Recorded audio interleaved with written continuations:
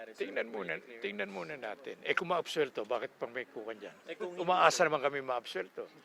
So may Ah? possibility, sir. Siyempre, we will exhaust all legal resources, constitutional at that. Miski ba saan laban, pwede ba sabihin nyo, sige, kung matalo ka, pahinog ka na, matulog ka na, talo ka. Hindi naman siguro ganun ang inaasahan na isang kliyente. Ano yung magti-trigger sa inyo, sir?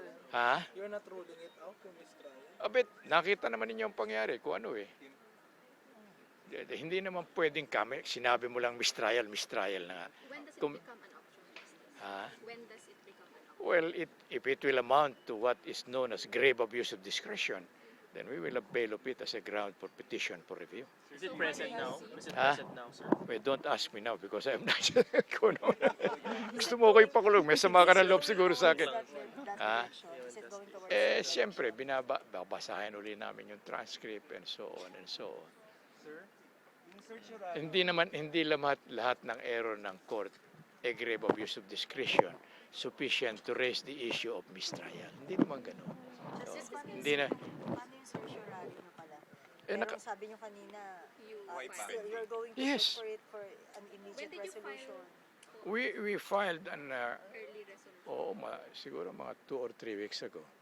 And I prayed that an oral argument be scheduled. Hanggang ngayon, wala pang oral argument. Wala pang that is the predicament that we are facing. We raised quite a number of issues in there. First, there was no probable cause.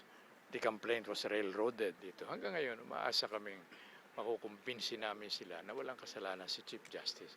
Dahil naman yung gist ng illegally acquired wealth, proscribed na yun under Article 2. Dahil it is not alleged. There is already a ruling.